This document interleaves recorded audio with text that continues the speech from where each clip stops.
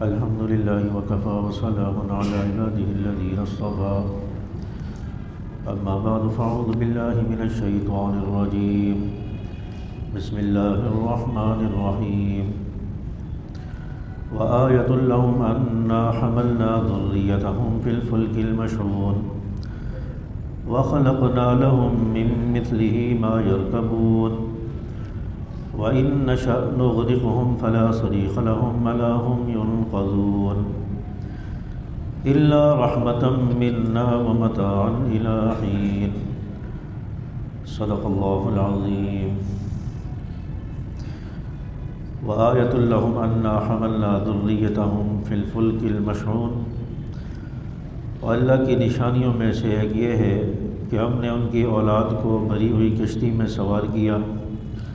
وَخَلَقْنَا لَهُم مِّن مِّثْلِهِ مَا يَرْكَبُونَ، اور ہم نے ان کے لیے اس جیسی اور چیزیں بھی پیدا کی جن پر یہ سواری کرتے ہیں۔ وَإِن نَّشَأْ نُغْرِقْهُمْ فَلَا صَرِيخَ لَهُمْ وَلَا هُمْ يُنقَذُونَ، اور اگر ہم چاہیں تو انہیں غرق کر ڈالیں، جس کے بعد نہ تو کوئی ان کی فریاد کو پہنچے اور نہ کوئی ان کی جان بچائی جا سکے۔ إِلَّا رَحْمَةً مِّنَّا وَمَتَاعًا إِلَىٰ حِينٍ، لیکن یہ سب ہماری طرف سے ایک رحمت ہے اور ایک معینہ وقت تک ہے۔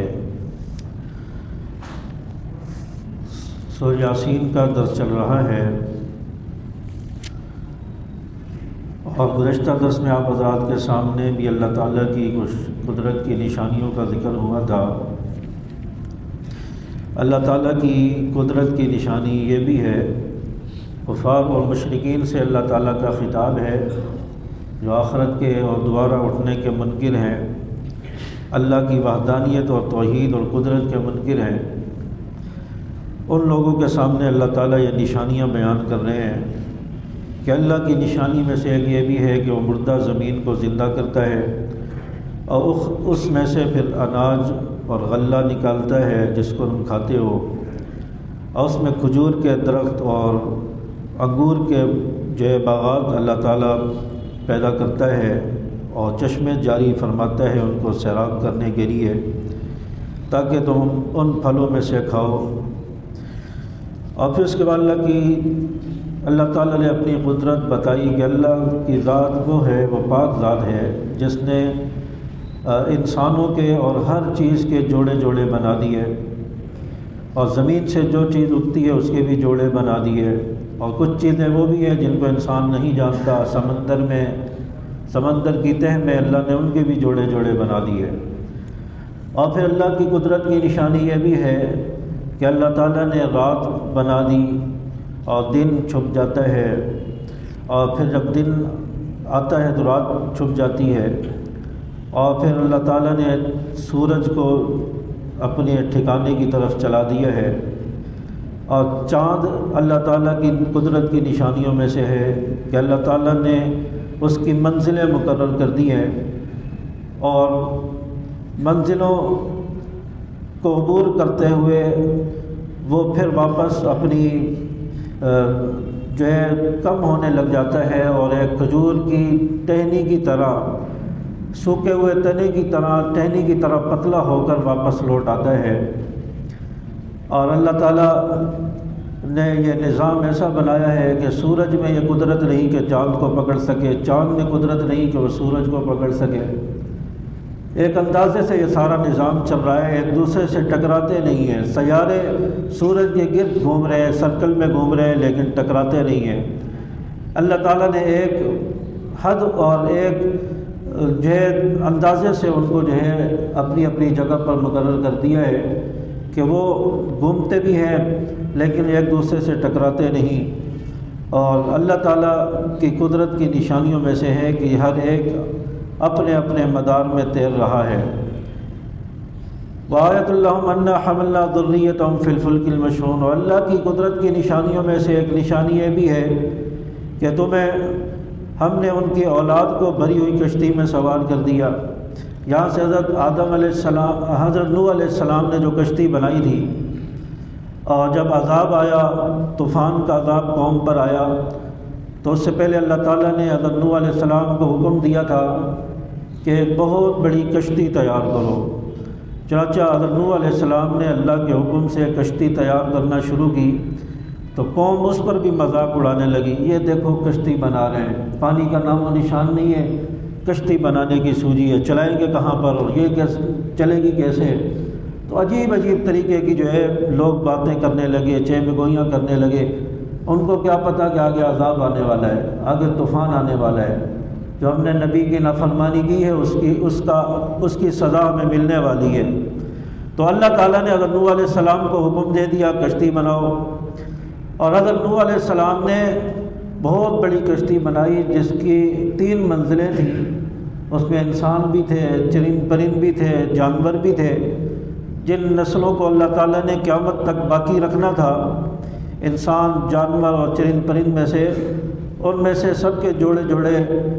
اس کشتی میں سوار کر لیا گیا۔ اور پھر اللہ تعالیٰ کا عذاب آیا، طوفان آیا، ساری قوم کو اللہ نے غرق کر دیا، ڈبو دیا، اور اس کشتی کو اور کشتی والوں کو اللہ تعالیٰ نے باقی رکھا۔ تو یہ جو آج انسان چل رہا ہے، انسان پیدا ہو رہے ہیں، انسان بس رہے ہیں دنیا میں، پھر جو چرند پرند ہیں، پھر اسی طرح چوپائے ہیں، جانور ہیں، یہ اسی میں سے ہے جو کشتی میں نوح علیہ السلام کی کشتی میں جو سوار کیے تھے، انہی کی نسل یہ چلتی ہوئی آ رہی ہے اور قیامت تک چلتی رہے گی۔ اس کے علاوہ باقی سب کو اللہ تعالیٰ نے غرق کر دیا۔ تو اللہ تعالیٰ نے اس کشتی کا ذکر فرمایا کہ یہ اللہ تعالیٰ کی قدرت کی نشانیوں میں سے تھی کہ اللہ تعالیٰ نے اس بھری ہوئی کشتی میں ان کی اولاد کو سوار کیا، اور وَخَلَقْنَا لَهُم مِّن مِّثْلِهِ مَا يَرْكَبُونَ، اور ہم نے ان جیسی اور بھی بہت ساری چیزیں پیدا کی جن پر یہ لوگ سواری کرتے ہیں، انسان سواری کرتا ہے۔ اس میں اور بھی بعد میں آنے والی کشتیاں بھی مراد ہیں۔ پھر جس طرح سائنس ترقی کرتی گئی، دنیا ترقی کرتی چلی گئی، تو نئی نئی ایجادات ہوتی چلی گئیں۔ پہلے وہ بادبانی کشتیاں ہوتی تھیں جو ہواؤں کے رخ پر چلتی تھیں، پھر اس کے بعد وہ لاٹھیوں کے ذریعے پانی میں کشتیوں کو چلایا جاتا تھا، دھکیلا جاتا تھا، وہ کشتیاں بھی چلتی تھیں۔ اب جو ہے وہ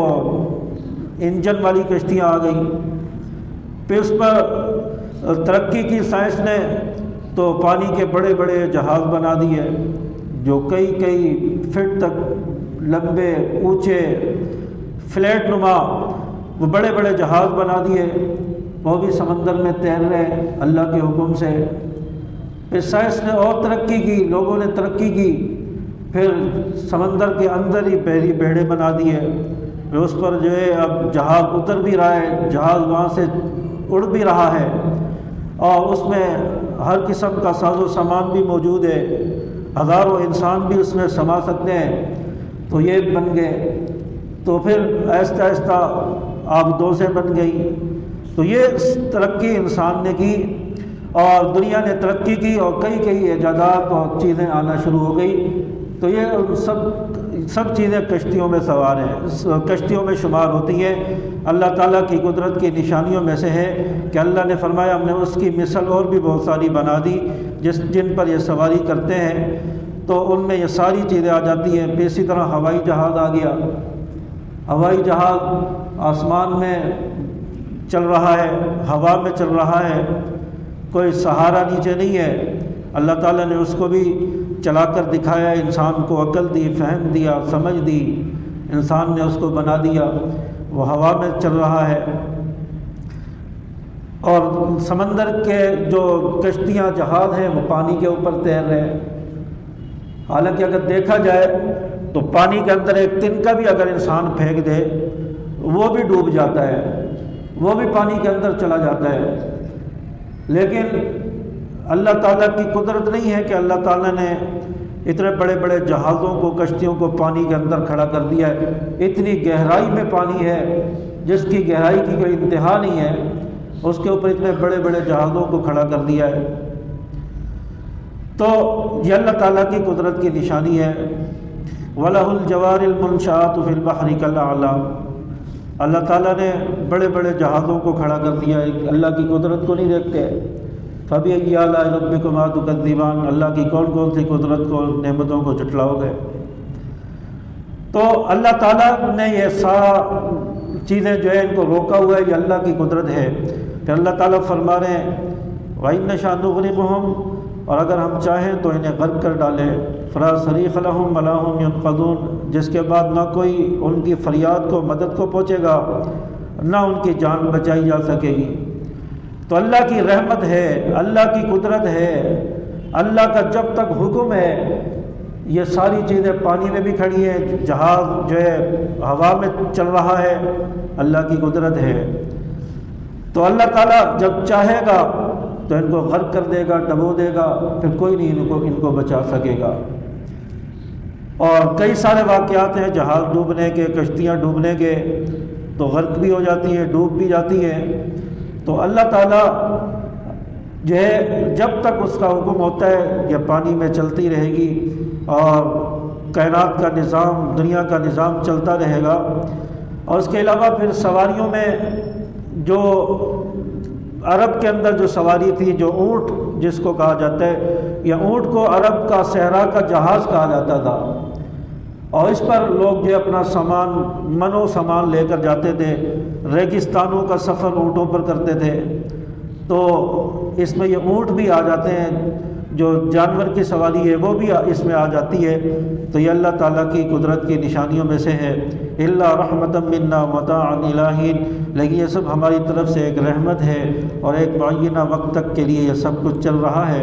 وَإِذَا قِيلَ لَهُمُ اتَّقُوا مَا بَيْنَ أَيْدِيكُمْ وَمَا خَلْفَكُمْ لَعَلَّكُمْ تُرْحَمُونَ، اور اللہ تعالیٰ فرما رہے کہ جب ان سے کہا جاتا ہے کہ بچو اس عذاب سے جو تمہارے سامنے ہے اور جو تمہارے مرنے کے بعد آئے گا، تو وَمَا تَأْتِيهِم مِّنْ آیَةٍ مِّنْ آیَاتِ رَبِّهِمْ إِلَّا كَانُوا عَنْهَا مُعْرِضِينَ، تو فرمایا کہ ان کے پروردگار کی نشانیوں میں سے کوئی نشانی ایسی نہیں جس سے انہوں نے منہ نہ موڑا ہو۔ تو اللہ تعالیٰ فرما رہے ہیں کہ اس عذاب سے بچو جس کا اللہ تعالیٰ نے وعدہ کیا ہے کہ جب عذاب میں مبتلا ہوگے یا عذاب آ گیا تو پھر تم پر رحم نہیں کیا جائے گا، پھر نہیں بچایا جائے گا۔ جب قیامت آ گئی تو پھر جو ہے وہ ٹلے گی نہیں، پھر جس کو غرق ہونا ہے، جس کو فنا ہونا ہے وہ فنا ہوگا۔ تو اللہ تعالیٰ نے پہلے وقت دیا ہے، مہلت دی ہے۔ اب جو زندگی ہمارے پاس ہے اس کو غنیمت سمجھتے ہوئے، اس کو اللہ کی طرف سے ایک انعام سمجھتے ہوئے جو ہے اللہ تعالیٰ کا شکر ادا کرو، اللہ تعالیٰ کی فرما برداری کرو، حکموں کی تابع داری کرو۔ فرمایا جب عذاب آ گیا پھر وہ ٹلے گا نہیں، پھر کسی پر رحم نہیں کیا جائے گا۔ اور جس قوم پر بھی اللہ تعالیٰ کی نشانی آئی ہے، نافرمان لوگ، گناہ گار لوگ، تو انہوں نے، اور مشرکین، کافر، انہوں نے ہر چیز سے منہ موڑا ہے، اللہ کی نشانیوں سے منہ موڑا ہے، یہاں تک کہ پیغمبروں کی بات کو بھی انہوں نے نہیں مانا۔ اور نبی سے ایسے ایسے معجزے اللہ تعالیٰ نے ظاہر کروائے، لیکن اس کو بھی یہ قوم نہیں مانی۔ چاند کے 2 ٹکڑے ہو جانا، آپ صلی اللہ علیہ وسلم کے ہاتھوں سے پانی کے چشمے جاری ہو جانا، آپ صلی اللہ علیہ وسلم کا معراج پر چلے جانا، اور رات میں 7 آسمانوں سے اوپر چلے جانا، آسمانوں کی سیر کرنا، جنت جہنم کی سیر کر کے آنا، سدرۃ المنتہا تک پہنچ جانا، اللہ سے ہم کلام ہونا، بیت المقدس تک چلے جانا، اس کی ایک ایک نشانی کو بتانا، ساری چیزیں نبی نے آ کر بتائی ہے، اور یہ معجزے اور یہ قدرت دکھائی ہے کہ کس طرح نبی کے ہاتھ سے معجزے ظاہر ہو رہے ہیں۔ اب تو ایمان لے آؤ، اب تو مان لو۔ اور بعض مشرک تو وہ تھے کہ جو نبی سے کہتے تھے کہ یہ پہاڑ یہاں سے ختم ہو جائے، یہاں زمین جو ہموار ہو جائے، ہم کھیتی باڑی کریں، پھر ہم آپ پر ایمان لائیں گے۔ یہ معجزہ بھی ہوا، لیکن اس کے بعد بھی ایمان نہیں لائے۔ حضرت موسیٰ علیہ السلام کے ہاتھ سے جو ہے معجزہ ظاہر ہوا، عصا جو ہے وہ اژدہا بن گیا، سانپ بن گیا، وہ جادوگروں کے سارے سانپوں کو نگل گیا۔ یہ اتنا بڑا معجزہ تھا، لیکن بعض لوگ جو ایمان لانے والے تھے وہ تو ایمان لے آئے، لیکن جو سرکش تھے، جو فرعون تھا، اس کے جو پیروکار تھے، وہ پھر بھی ایمان نہیں لائے۔ تو بہت سارے معجزات پیغمبروں پر، نبیوں پر ظاہر ہوئے ہیں، تو لوگوں نے ان کو نہیں مانا۔ لوگوں نے نافرمانی کی، تو اس لیے فرمایا کہ ہمارے نشانیوں میں سے، اللہ کی نشانیوں میں سے کوئی نشانی ایسی نہیں پروردگار کی کہ جس سے ان لوگوں نے منہ نہ موڑا ہو۔ وَإِذَا قِيلَ لَهُمْ أَنفِقُوا مِمَّا رَزَقَكُمُ اللَّهُ قَالَ الَّذِينَ كَفَرُوا لِلَّذِينَ آمَنُوا أَنُطْعِمُ مَن لَّوْ يَشَاءُ اللَّهُ أَطْعَمَهُ۔ فرمایا اللہ تعالیٰ نے خرچ کرو اس میں سے جو اللہ نے تمہیں رزق دیا ہے۔ قال الذین کفروا للذین آمنوا، کہتے تھے کافر لوگ ان لوگوں کو جو ایمان لائے، انطعم من لو یشاء اللہ اطعامہ، کہ ہم ان لوگوں کو کھانا کھلائیں جن کو اگر اللہ کھلانا چاہتا تو اللہ کھلا دیتا، ہم ان لوگوں کو کھانا کھلائیں۔ تو یہ اس طرح کی باتیں جو ہے کافر مشرک کرتے تھے۔ اور پھر حضرت ابوبکر صدیق رضی اللہ تعالیٰ عنہ جب مال خرچ کرتے تھے تو ان کو بھی کافر اور مشرک کہتے تھے کہ آپ کیوں خرچ کر رہے ہیں، آپ کیوں ان پر خرچ کر رہے ہیں؟ تو حضرت صدیق اکبر رضی اللہ تعالیٰ عنہ کہتے تھے کہ مجھے اللہ نے دیا ہے، جو مال دیا ہے اس میں ان لوگوں کا بھی، ان غریبوں کا بھی حصہ ہے، ان مستحقین کا بھی حصہ ہے، اس لیے میں ان پر خرچ کرتا ہوں، یہ میری ذمہ داری ہے۔ چاچا مشرکین یہ کہتے تھے کہ ہم کیوں اپنا مال خرچ کریں، اللہ تعالیٰ نے ان لوگوں کو پیدا کیا ہے، مسلمان جو ہے ایمان لائے، اللہ ہی ان کو کھلائے گا، اللہ تعالیٰ ان کو دے گا، ہم کیوں دیں؟ تو اس کے جواب میں کہتے تھے ان انتم الا فی ضلال مبین، یہ تو کھلی گمراہی میں ہے۔ تو وَيَقُولُونَ مَتَىٰ هَٰذَا الْوَعْدُ إِن كُنتُمْ صَادِقِينَ، اور یہ کافر کہتے تھے کب وہ وعدہ پورا ہوگا اگر تم سچے ہو، قیامت کب آئے گی اور یہ عذاب کب آئے گا، یہ ساری چیزیں اگر سچی ہیں تو یہ کب وعدہ پورا ہوگا؟ مَا يَنظُرُونَ إِلَّا صَيْحَةً وَاحِدَةً تَأْخُذُهُمْ وَهُمْ يَخِصِّمُونَ، فرمایا کہ یہ لوگ بس ایک چنگھاڑ کے انتظار میں ہیں جو ان کی حجت بازی کے عین درمیان میں انہیں آپ پکڑے گی، ایک چیخ آئے گی، فرمایا اس قیامت کے انتظار میں یہ لوگ بیٹھے ہیں، اور پھر یہ آپس میں کوئی جھگڑا کر رہا ہوگا تو عین اس وقت قیامت آ جائے گی۔ یہاں تک روایات میں لکھا ہے کہ دو آدمی آپس میں لین دین کا معاملہ کر رہے ہوں گے، بائع اور مشتری، بیچنے والا اور لینے والا، خریدنے والا، یہ دونوں آپس میں بے کر رہے ہوں گے۔ یہاں تک لکھا ہے کہ کپڑا بیچنے والا اپنے کپڑے کا تھان پھیلا دے گا اور جو لینے والا گراہک ہوگا وہ ابھی دیکھنے ہی نہیں پائے گا کہ قیامت آ جائے گی۔ لوگ آپس میں جھگڑا کر رہے ہوں گے کہ اچانک قیامت آ جائے گی، آنن فانن ہر چیز فنا ہو جائے گی، سنبھلنے کا موقع ہی نہیں ملے گا۔ تو اس لیے فرمایا کہ اس چیخ کے، یعنی ایک فرشتہ چیخ مارے گا، فرشتے کی خطرناک آواز ہوگی، چیخ کی آواز ہوگی، اور وہ ہر چیز کو فنا کر کے رکھ دے گی، ہر چیز کو، دنیا کو تباہ و برباد کر کے رکھ دے گی۔ فرمایا کہ آپس میں جو بے کر رہا ہوگا، آپس میں جو لین دین کا معاملہ کر رہا ہوگا، اچانک اسی درمیان قیامت آ جائے گی اور سنبھلنے کا موقع ہی نہیں ملے گا، پتہ ہی نہیں چلے گا۔ فلا یستطیعون توصیۃ ولا الی اہلہم یرجعون، پھر فرمایا کہ نہ کوئی وصیت کر سکے گا، نہ کوئی اپنے گھر والوں کے پاس جو ہے لوٹ کر جا سکے گا، وصیت کرنے کا بھی موقع نہیں ملے گا کہ گھر والوں سے کچھ بات کر لوں، اتنی بھی مہلت مل جائے، یا گھر والوں سے مل لوں، آخری وقت ہے گھر والوں سے ملاقات کر لوں، نہیں، کوئی مہلت نہیں ملے گی، اچانک قیامت آ جائے گی اور ہر چیز فنا ہو جائے گی۔ وَنُفِخَ فِي الصُّورِ فَإِذَا هُم مِّنَ الْأَجْدَاثِ إِلَىٰ رَبِّهِمْ يَنْسِلُونَ، اور فرمایا کہ سور پھونکا جائے گا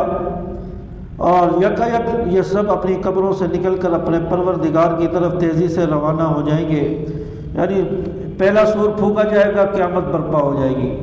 پھر دوسرا سور پھونکا جائے گا، سب اپنی قبروں سے اٹھ کر کھڑے ہو جائیں گے، فرشتے ان کو ہنکا کر جو ہے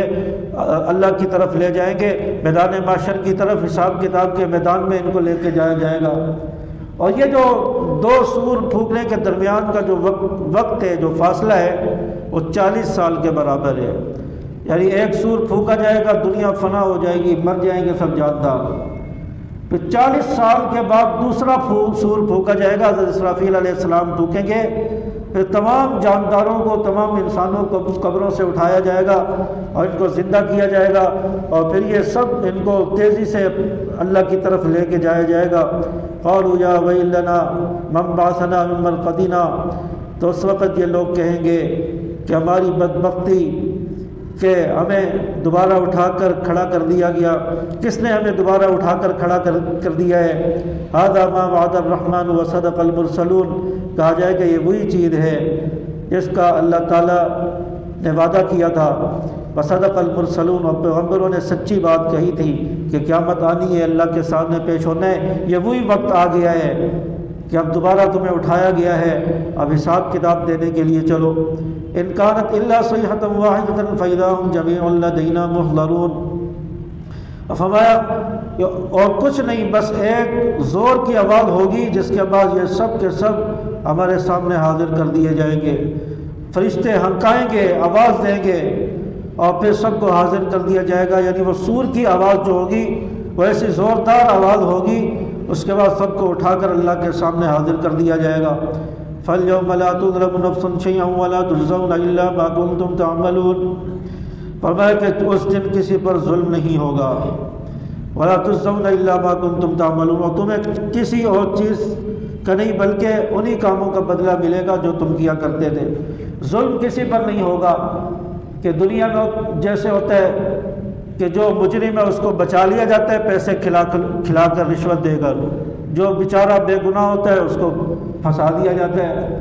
دنیا کا تو یہ دستور ہے، لیکن اللہ کے ہاں ایسا نہیں ہوگا، جس نے جو کیا ہوگا اسی کا اس کو بدلہ ملے گا، جو گناہ کیا ہوگا اسی کی سزا ملے گی، کسی نفس پر ظلم نہیں کیا جائے گا، ناجائز نہیں کیا جائے گا۔ وَلَا تُجْزَوْنَ إِلَّا مَا كُنتُمْ تَعْمَلُونَ، جو کام تم کرتے تھے اسی کا بدلہ ملے گا۔ ان اصحاب الجنت اليوم فی شغل فاکہون، اور فرمایا کہ جنت والے لوگ اس دن یقیناً اپنے مشغلے میں مگن ہوں گے۔ جو اہل جنت ہوں گے وہ گپ شپ کر رہے ہوں گے، اہل جنت شغل میں مشغول ہوں گے، اور فرمایا کہ ہم وازواجہم فی ظلال علی الارائک متکئون، ہم وازواجہم فی ظلال علی الارائک متکئون، اور ان کی بیویاں گھنے سایوں میں آرام دہ نشستوں پر ٹیک لگائے ہوئے ہوں گے۔ اہل جنت یعنی خوش گپیوں میں مشغول ہوں گے اور اپنی بیویوں کے ساتھ یہ گھنے باغات کے درختوں کے سائے میں بیٹھے ہوں گے، اور ان کے جو گدے ہوں گے ان پر تکیے ہوں گے، ان کے ساتھ ٹیک لگائے ہوئے بڑے مزے سے بیٹھے ہوئے ہوں گے۔ تو یہ جنت والوں کا ذکر فرمایا ہے کہ ان کے لیے جنت میں یہ آسائشیں ہوں گی اور یہ نعمتیں ہوں گی کہ باغات ہوں گے، گھنے درخت ہوں گے اور پھل ہوں گے، ان کے نیچے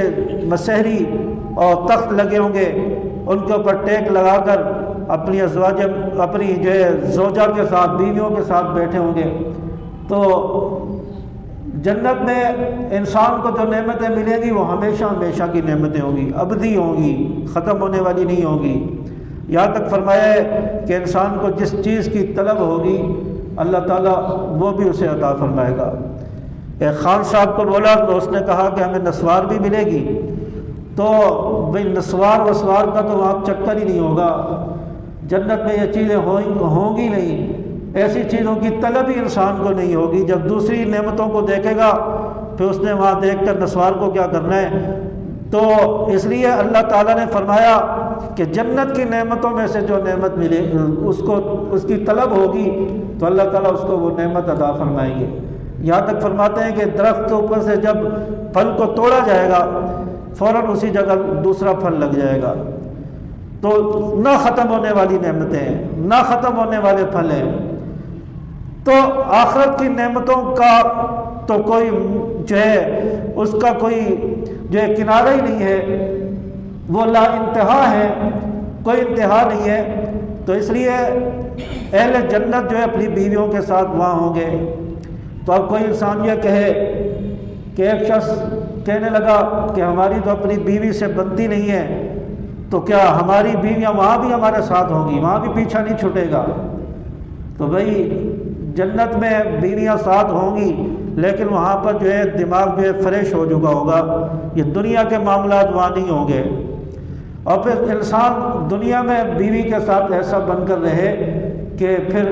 وہاں جنت میں بھی کوئی پریشانی نہیں ہو۔ تو اس لیے فرمایا کہ یہ جو دنیا کی بیویاں ہیں یہ بھی آخرت میں ہوں گی، لیکن ان کو جنت کی جو حوریں ہیں ان کا سردار بنایا جائے گا۔ وہاں پر انسان کو جو حوریں ملے گی جنت کی، ان کا سردار ان کو بنایا جائے گا۔ تو چنانچہ اس طرح اہل جنت کے بارے میں ذکر کیا کہ وہ جنت کے اندر اپنے جگہ پر تخت کے اوپر تکیہ لگا کر، ٹیک لگا کر گھنے باغات کے نیچے بیٹھے ہوں گے، وہاں پر ہنسی مذاق ہوگا۔ لہم فیہا فاکہۃ ولہم ما یدعون، وہاں ان کے لیے میوے ہوں گے اور انہیں ہر وہ چیز ملے گی جو وہ منگوائیں گے۔ سلام قولا من رب الرحیم، رحمت والے پروردگار کی طرف سے انہیں سلام کہا جائے گا، اللہ کی طرف سے انہیں جنتیوں کو سلام کہا جائے گا۔ بعض مفسرین نے لکھا ہے کہ فرشتے سلام لے کر آئیں گے اللہ کی طرف سے کہ اہل جنت تمہیں اللہ نے سلام کہا ہے۔ تو کتنی خوشی کی بات ہوگی آج کسی کو کوئی کہہ دے بھئی آپ کو صدر صاحب نے جو ہے سلام بھیجا ہے، تو انسان کتنا خوش ہوگا کہ صدر صاحب نے مجھے سلام بھیجا ہے، میں ایسا آدمی ہو گیا ہوں۔ تو خوشی کی کوئی انتہا نہیں رہتی۔ تو جب اللہ کا سلام آئے گا تو جنتی کتنا خوش ہوگا۔ تو آپ صلی اللہ علیہ وسلم نے فرمایا کہ اللہ تعالیٰ براہ راست جو ہے، بعض روایتوں میں آتا ہے براہ راست اللہ تعالیٰ جنتیوں سے ہم کلام ہوں گے، براہ راست سلام کریں گے۔ صحابہ نے پوچھا یا رسول اللہ ہم اللہ کو کیسے دیکھیں گے، وہاں تو اتنا رش ہوگا، اتنی عوام ہوگی، اتنا مجمع ہوگا، ہم اللہ کو کیسے دیکھیں گے؟ آپ صلی اللہ علیہ وسلم نے فرمایا کہ جیسے تم آسمان پر چاند کو دیکھ لیتے ہو، آسمان پر جو ہے سورج کو آرام سے دیکھ لیتے ہو، فرمایا اس طرح اللہ کا دیدار بھی ایسے ہی ہوگا، کوئی پریشانی نہیں ہوگی۔ تو اہل جنت کو اللہ تعالیٰ اپنا دیدار بھی کرائیں گے اور ان کو سلام بھی دیں گے، اور ان کے لیے رحمت بھی ہوگی ان پر۔ وامتازوا اليوم ایھا المجرمون، اور کافروں سے کہا جائے گا کہ اے مجرموں آج تم ان مومنوں سے علیحدہ ہو جاؤ، اور کافروں کو پھر جہنم میں پھینک دیا جائے گا۔ الم اعہد الیکم یا بنی آدم اللہ تعبدوا الشیطان انہ لکم عدو مبین، اے آدم کے بیٹوں کیا میں نے تمہیں یہ تاکید نہیں کی تھی کہ تم شیطان کی عبادت نہ کرنا، وہ تمہارا کھلا دشمن ہے۔ وَأَنِ اعْبُدُونِي هَذَا صِرَاطٌ مُسْتَقِيمٌ، اور یہ کہ تم میری عبادت کرنا یہ سیدھا راستہ ہے۔ وَلَقَدْ أَضَلَّ مِنْكُمْ جِبِلًّا كَثِيرًا أَفَلَمْ تَكُونُوا تَعْقِلُونَ، اور حقیقت یہ ہے کہ شیطان نے تم سے ایک بڑی خلقت کو گمراہ کر ڈالا، تو کیا تم سمجھتے نہیں تھے؟ شیطان نے کتنے لوگوں کو گمراہ کر ڈالا، شیطان کے بہکاوے میں لوگ آ گئے، شیطان کے چکروں میں آ گئے۔ تو اللہ نے فرمایا میری عبادت کرو یہی سیدھا راستہ ہے۔ کتنے لوگوں کو شیطان نے گمراہ کر دیا، تم سے پہلے بھی لوگ ہلاک ہو گئے، گمراہ ہو گئے، پھر بھی سمجھ نہیں آ رہی، پھر بھی نہیں سمجھتے۔ تو اس کے بعد پھر اہل جہنم کا آگے ذکر آئے گا، تو اس کا انشاءاللہ اگلے درس میں بیان ہوگا۔ اللہ تبارک و تعالی ہمیں گمراہیوں سے بچائے، اللہ تعالی ہمیں اہل جنت میں شامل فرمائے۔ اللہ تعالیٰ کا جن لوگوں کو سلام ہوگا اللہ تعالیٰ ہمیں بھی ان لوگوں میں شامل فرمائے۔ وآخر دعوانا الحمدللہ رب العالمین۔